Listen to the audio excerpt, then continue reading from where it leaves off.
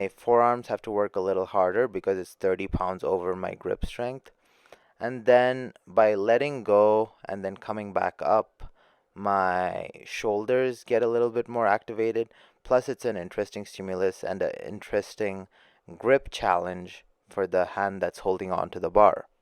Then, for the first, where you can't target them unless you focus on super specific exercises.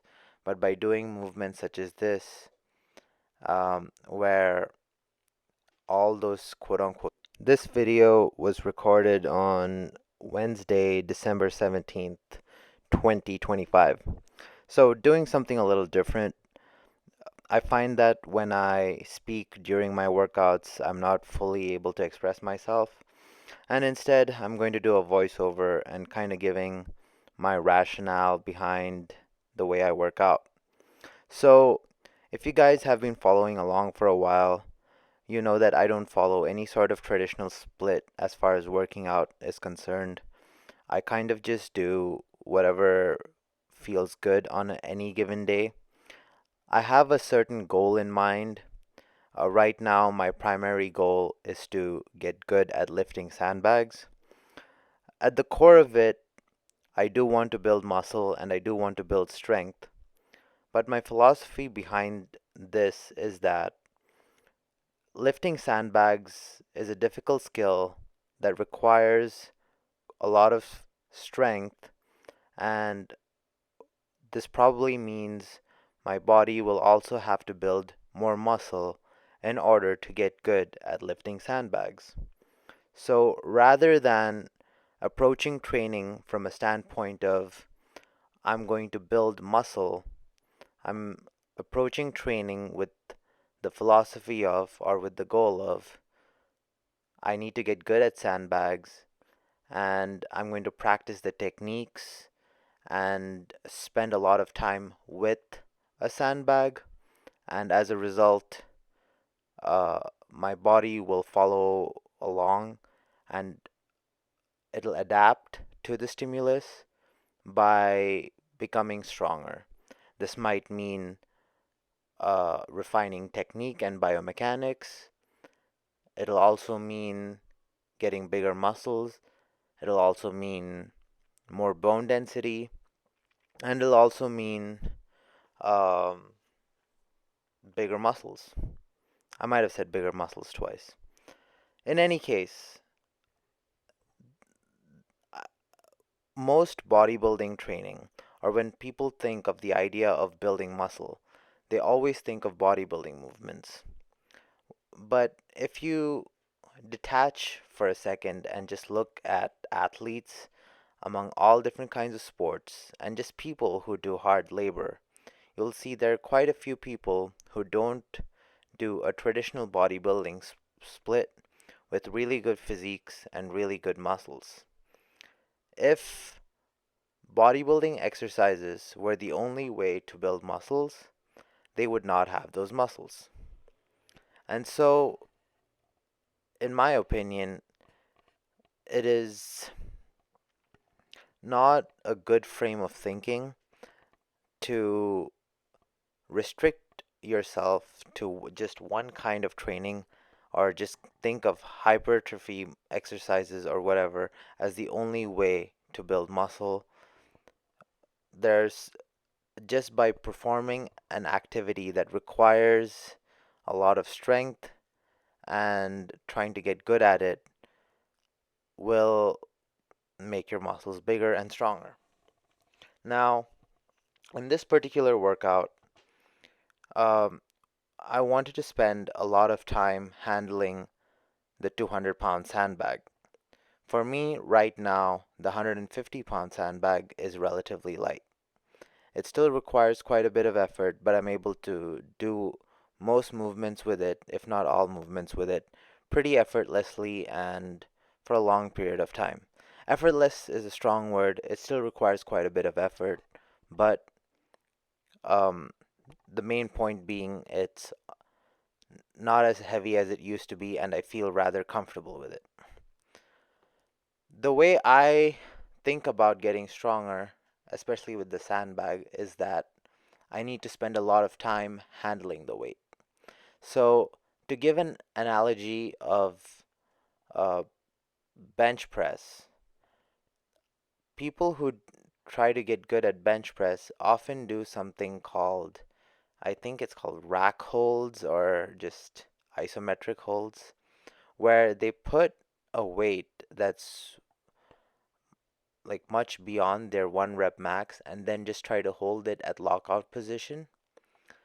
Essentially, the main concept there is your body gets that stimulus of holding a weight that is so much heavier, and as a result gets a little bit of gets adapted or gets a little used to the idea of holding a super heavy object in that lockout position.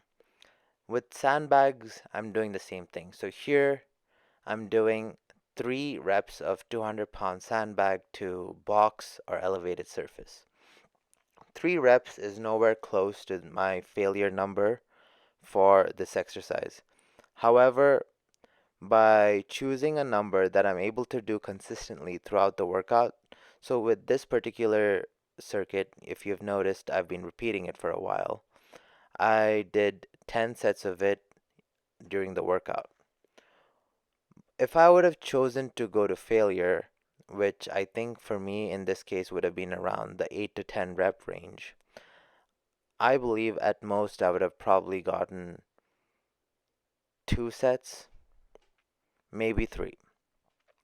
And so by the end of it, I would have had 30 reps of sandbag to box or elevated surface, and I would have been pretty exhausted. And the odds that I would be able to lift the sandbag at later stages throughout the workout would be much lower.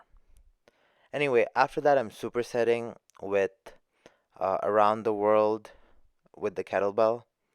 I'm a big fan of pairing a super heavy, strenuous movement with kind of a flowy movement. This allows my body to kind of move from a rigid, kind of stress state into a more light and relaxed, flowy state. I think it's important for the body to be able to switch between those states effortlessly.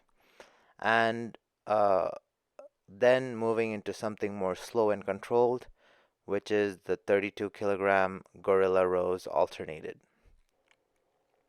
Now back to the point of picking the number of reps with the sandbag. My goal during the workout was to handle the sandbag, the 200 pounds specifically, for a long duration. Like rather than thinking of the movement as like I need to hit failure for optimum results, I'm thinking about it more along the lines of how long can I spend time handling that weight or maximizing the time that I spend handling that weight. If you want to take a real world example of this, a lot of people have tight hip flexors. Why do you have tight hip flexors? Because you spend a lot of time sitting. So you spend a lot of time sitting with the hip flexor in the shortened position, and your body then molds that way. And so my thought process behind doing the sandbag or trying to maximize the time handling the sandbag is that similar to how my body adapts in a certain way when I spend a lot of time seated, my body will adapt if I spend a lot of time with the 200-pound sandbag by getting stronger to it. After doing 10 sets of the previous circuit, I then moved on to something different. So I also loved experimenting with different movements. Um, so in this particular case, the gym had two 15-pound chains, and I have them attached to my wrists using, I think they call it an ankle strap or one of those glute kickback straps. Now, essentially, what happens is at the top here, my forearms have to work a little harder because it's 30 pounds over my grip strength. And then by letting go and then coming back up, my shoulders get a little bit more activated. Plus, it's an interesting stimulus and an interesting grip challenge for the hand that's holding on to the bar. Then, for the first, I'm doing 3 reps of pull ups on each side, and then 2 reps on each side, which makes it 10 total. Just an interesting little challenge. Um, I have fun doing unconventional things. At the end of the day, working out is playing. What I mean by that is, if you think of it as you have to do 5 sets of whatever, and it's like this very strict program thing, it doesn't become, the allure of it goes away. Supersetting that with banded push ups. So, what the band does is at the top of the movement, it makes the push up quite a bit harder, forcing the chest muscle to squeeze a little extra, um, getting a little bit more contraction out of the chest. It gives a really good pump, especially when paired with a pull movement. Then going back to the sandbag and going to do 5 reps of sandbag box squats. So here again, 5 reps is nowhere close to my failure amount with the sandbag, but having done 10 sets of the previous movement, for so 30 reps of sandbag to box, my arms are a little exhausted. I've also done pull-ups, I've also done push-ups, so various muscle groups are exhausted. If I were to take this to failure, my pull-ups would suffer, my push-ups would suffer, and also wouldn't be able to spend as much time with the sandbag. I did about 5 to 6 sets of that and then moved on to this kettlebell challenge. So it starts with a double kettlebell clean and press to a kneeling clean and press. Then I think it's called from shin box to floor sit Z press. Then here I have my back on a sandbag, and then from a like glute contracted position, I'm doing a press and now reversing this movement. This pattern of movement is something that I came across on Instagram on an Instagram page named Curly Bells is the account's name. It's quite an interesting challenge. Uh, it's a challenge in mobility, checking if I can get up off the floor while holding weight and also pressing every step of the way through. Challenges the core, challenges balance, challenges the shoulder strength, and also endurance, because at the end of it, you're doing quite a bit of reps. And I'm again supersetting this with more box squats with the 200-pound sandbag. So the previous, I did 5 sets with the previous combination and then 5 sets with this as well. So by the end of it, I've already spent by this point in the workout, it's about 20 sets that I'm using the sandbag to some degree. So what's happening is I'm slowly accumulating a lot of time using the sandbag. And that is a way you need to consider your workout. Just spending more time with a device or a tool in general. Like if you purely think that it's only training to failure and doing strict control reps that is going to give you strength and muscle, I think it's incorrect. You need to challenge your body in various different ways and just overall gain proficiency utilizing a tool. As your body learns technique, learns to handle a tool better, the muscles are also going to adapt accordingly. And adapt accordingly means bigger muscle, better biomechanics, and everything in between that is required to perform a movement successfully. At the end of the day, even if you take it from the sense of powerlifting, all of it is a skill. Your body is getting good at lifting things, and in the process of getting good at lifting things, one of the things it has to do to do that is to build more muscle and get stronger. So I think it's really key to move away from that, I guess, restricted mindset of, oh, I need to program chest, back, shoulders, arms, or whatever to get those muscles to grow. Instead, think of, also incorporate the thought of, this is a skill or this is a kind of lift that requires me to have strong arms, a strong back, a strong chest, and if I really get good at this skill, those muscles will follow. So here, moving into something different, doing oblique twists with a 200-pound sandbag. So again, spending more time. So now I've exhausted kind of the picking up off the floor movement with the 200 pound. I've kind of exhausted legs. Now moving more into like direct core work. And also you'll notice the whole time while holding the sandbag, I'm holding it in like this bear hug position. So just having to keep the sandbag snug like that requires a lot of muscles in the upper back and core to stay activated throughout.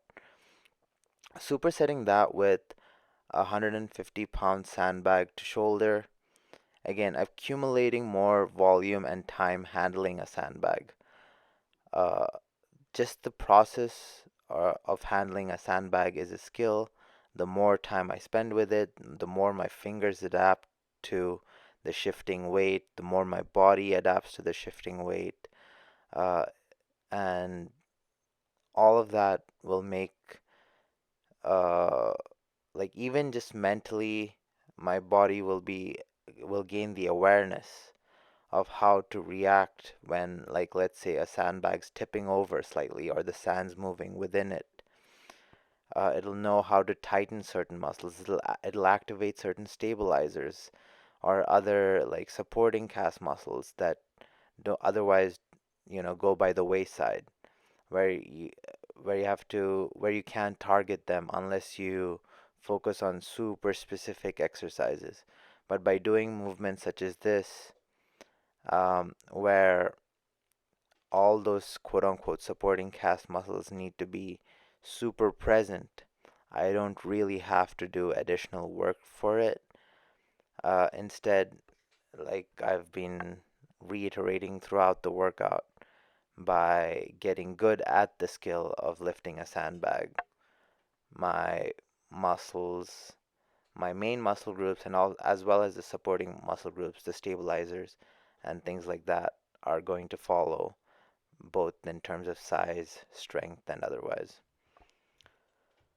And uh, the, I guess, quote unquote rationale for pairing it with the 150-pound sandbag is, just to get more volume, more time under a sandbag, and um, get as good as possible. It's like after you've spent a whole day of like shooting threes, now you're still shooting free throws.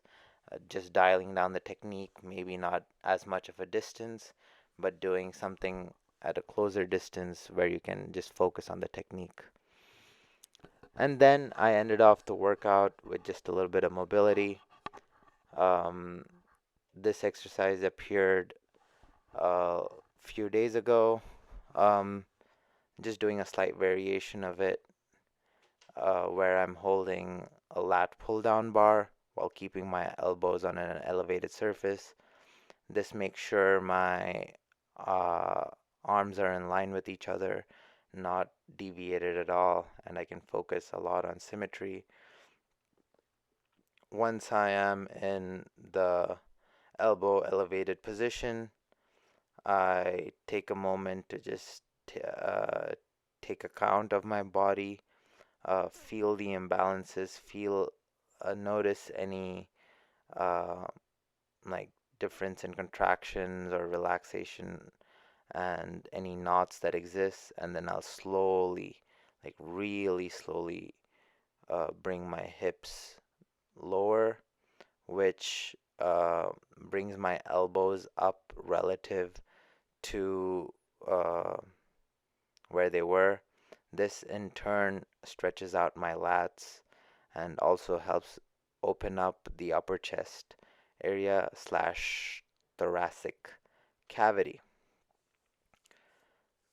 Then I ended off with a little bit of a posing session, um, and yeah, just kind of trying to see the fruits of the work that I've done. Um, the fruits of the work that I've done are primarily shows up in the form of strength and things of that nature. But everyone likes to have big muscles and look good.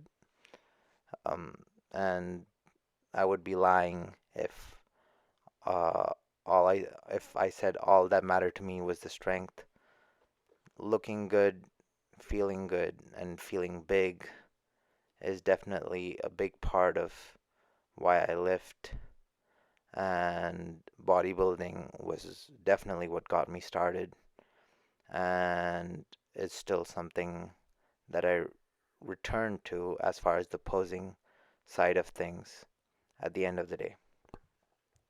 In any case, that's it for today's video. Um, Let me know if this voiceover style is something that y'all like, and see you all in the next one. Let me know if you have any questions. Yeah.